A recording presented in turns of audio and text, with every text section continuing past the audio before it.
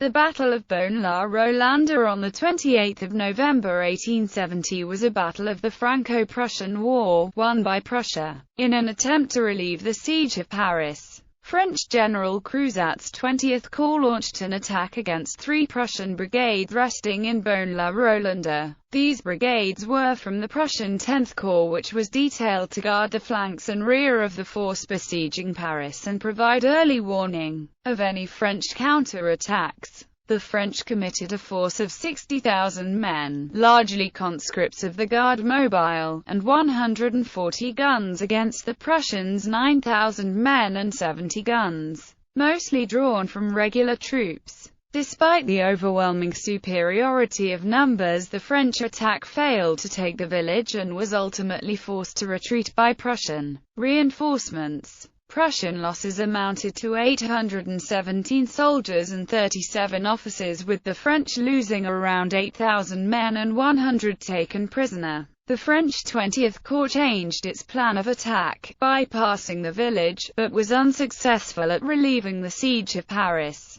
which surrendered on 28 January 1871 and ended the war. The battle is notable for demonstrating the fragility of a conscript army when faced with seasoned, regular troops even when numerically superior, and for the involvement of Impressionist painter Frédéric Bizil and electrical engineer Alexander Siemens. Background: the Prussian army had begun its invasion of France in August and was already laying siege to Paris. The recently appointed General Aurel and his Army of the Loire ordered the 20th Corps under General Cruzat to the Orléans area to push aside the Prussian 10th Corps, led by Prince Friedrich Karl, which was posted to Beaune-la-Rolande to provide early warning of a French relief force for Paris. The 3 Prussian brigades at Beaune-la-Rolande were under the command of Constantin Bernhard von Voigtz and were resting after pursuing retreating French forces.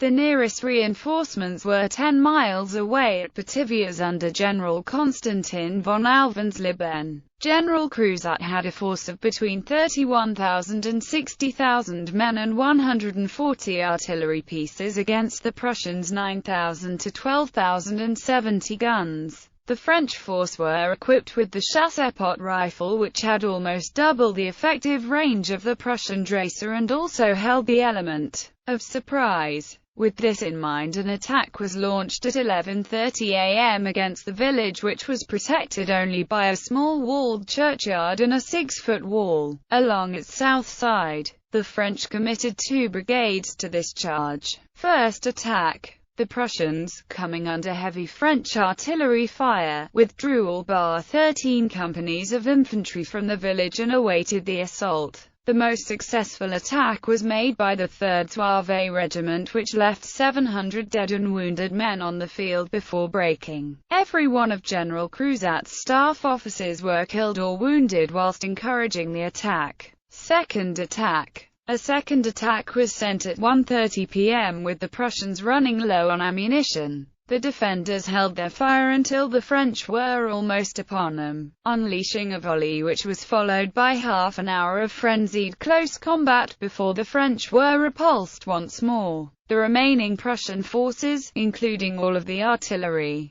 which had pulled back from the village, were reformed at nearby Romainville, where they joined with reinforcements from Alvenleben's unit under Wolf Louis Anton Ferdinand von Stolp-Miguel and attacked the French on the eastern side of the village, finally driving the attackers off. Third attack. Cruzat, determined to take the village, ordered one more attack in total darkness. This attack was delivered straight along the road into the village and came close to breaching the outer defences, but was again driven back by the concentrated volleys of Prussian fire. The French had lost heart for the battle, and the majority of the men refused their officers' orders to close with the enemy and simply discharged their rifles at the enemy before running away. Aftermath. French casualties amounted to around 8,000 soldiers killed and wounded and 100 taken prisoner. The Prussians lost 817 soldiers and 37 officers killed. A sortie from Paris was intended to coincide with the battle, but this was delayed until November 30.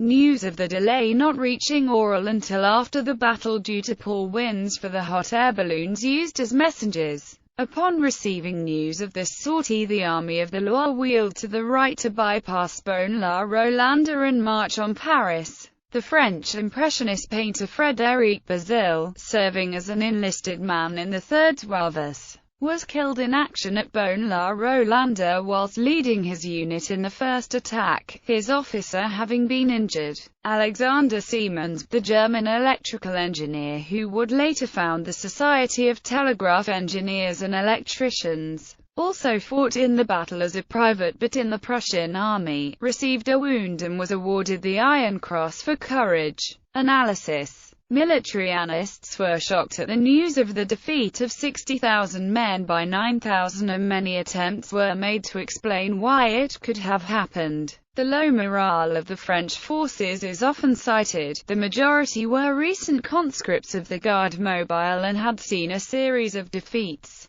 German occupation of their land and the siege of the capital. In addition, Oral was known to be a harsh commander who, for the 20 days preceding the battle, did not permit his troops to be billeted in towns or villages, instead forcing them to bivouac and live off the land. This was intended to improve discipline and harden up the troops, but simply reduce their morale. It is cited as one of the first occasions where the fragility of a large conscripted army was demonstrated. The Garde Mobile could only be relied upon when defending a fortified position and were almost useless for an attack launched in the style of the Napoleonic Wars. However, almost the entire French regular army was already lost at the battles of Sedan and Metz. This was one of the primary reasons that the Prussians were victorious in the Franco-Prussian War, following a string of unexpected French reverses, of which Beaune-la-Rolande was the most spectacular.